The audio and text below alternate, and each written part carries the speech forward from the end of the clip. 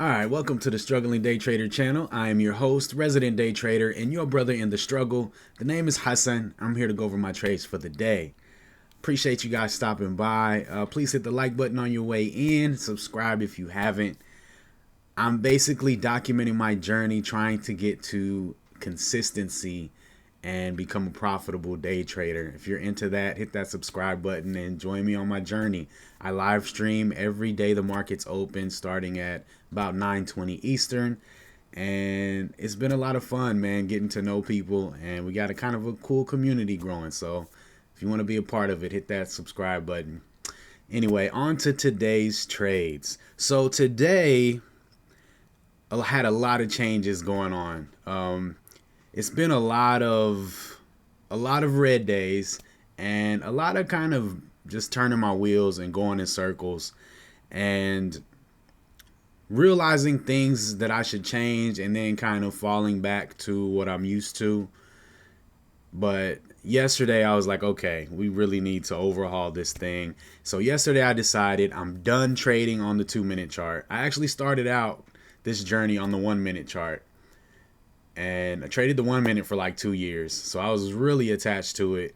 But it's just so noisy, man. And when I looked at the 2 one day, I was like, you know what? This looks a lot cleaner, a lot calmer. I think I'm going to do that. And so I started watching the 2 for entries, and then I would look at the 5 and the 15 for confirmation. But looking at the 5 more and more, I realized how much cleaner the 5 is than the 2, you know, how much less noisy. And I would see a lot of really good entries on the 5, and I would just get faked out so much on the 2. It's like the more noise you have, the more triggers you have, the more entries you see, the more disciplined you have to be to really wait for confirmation, wait for things to really set up. And it just takes a lot more patience. The higher you go on your time frames, the fewer setups you see. And it kind of forces you to be patient because you have to wait for the candles to close. You know what I mean? So yesterday I decided for the rest of May, I'm done with the 2-minute chart. I'm trading on the 5 and I'm watching the 15 and the hourly for confirmation. And also, I'm reducing my risk per trade from $25 down to $5 per trade. And so that was my big focus coming in today. I set a timer for 20 minutes at market open where I would sit on my hands and not take any trades for the first 20 minutes. I did that. And I watched the 5-minute. I did that. But that was like my whole focus. I completely didn't even think about my strategy, what I'm looking for. I'm just basically looking for hammer candles at VWAP all day, which was like so silly. I didn't look for higher highs, higher lows. I wasn't focusing on the trend or it trading above the opening range and kind of building on itself. I was just focused on only trading on the 5-minute and risking $5 a trade. So today was kind of like a throwaway day, honestly. Really not even worth going over my trades. The only good trade I think I took was actually none of these bad boys. None of these bad boys is really worth showing you guys. Nvidia, I thought my ad on Nvidia I thought was decent, but it failed also. And I mean, really, the SPY just kind of turned around today. And, you know, I should have expected it because it seems like after a big green candle on the daily, the next day is usually kind of a consolidating day, a sideways day, if not a pullback. So I need to be a little more cautious on those things. But the things that were really going off today, I completely missed because I don't know. I did call out AMD on the live stream. I really wanted to take AMD on this 5-minute pullback down to the top of the opening range and VWAP. This was perfect. But my platform froze and I had to restart everything, restart the stream, all of that. So I did miss that. My guy Signature Trading in the chat, he caught that one though, made $1.50 per share on that. So somebody made money. That's what's up. But anyway, So again, today I was really just kind of focused on implementing the big changes, and I realized by the middle of the day, like, bro, I'm not even thinking about higher highs and higher lows. Like, I'm just totally not trading any kind of setup really. So I acknowledge that, and I'm okay because one, I turned my risk way down, which is totally, a bad day being $25 negative compared to my $100 bad days. That's acceptable. Um, Unnecessary today, but acceptable. I can move forward with that without too much weight on my chest. Tomorrow, and just going forward, kind of building on what I want to really focus on for the rest of May. And not to say that I'm going to drop it after May, but just to give myself a goal for the rest of this month. I'm going to really establish a strong morning routine. I started typing it up already. I'm going to work on it for the rest of my day. But like, I really want to sit down in the morning and study the market more. I want to see what's going on in the news. You know, who had earnings? What does the daily chart look like? What does the weekly chart look like? And actually look for those really good setups, like really good setups on the daily.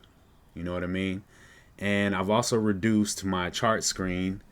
I've done this probably 3 or 4 times over the length of my streaming, and I mean also my trading journey, but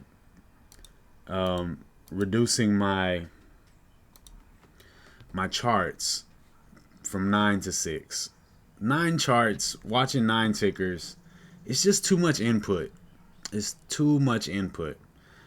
Probably why I missed Google and Baba. you know,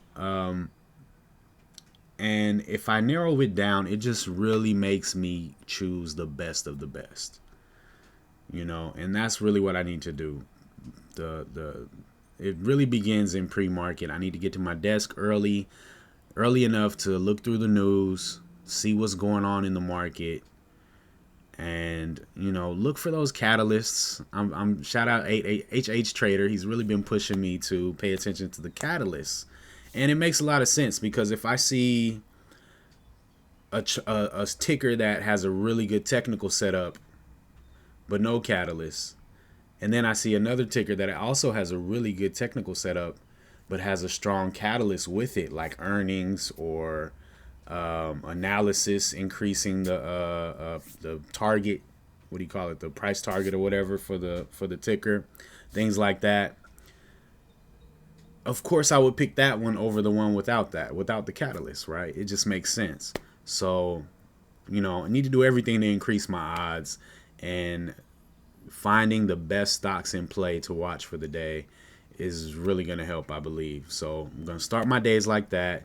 I'm going to actually write down. I have like this criteria, just general criteria that I look for in my head, but I don't have it written down. Like, my days are too fluid because I don't have like a firm, okay, this is what I'm looking for, this is what I'm doing every morning. It's kind of fluid based on what the market is doing. So if there's a huge gap up list, then I don't need to do that much research. I just look at the gap ups and then put them on my chart. If there's no gap ups, then that's when I'm kind of digging a little more, but I always need to dig. I always need to do my due diligence in the morning.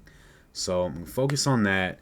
Really write down some strict criteria for what I consider to be stocks in play. What I'm going to call the big six on my watch screen. And really just focus on, all right, once I get my watch list together, what am I looking for to trade, right? And it's the same. I'm looking forward to trade above the opening range and pull back and retest that level through VWAP, preferably, right? With a nice narrow range candle. And by the break of that candle, stop under the low. Target 3R. As simple as that. So really looking for a good day tomorrow. Hoping to end the week with discipline. Not really green. Of course, that's nice. But I want to end the week with discipline.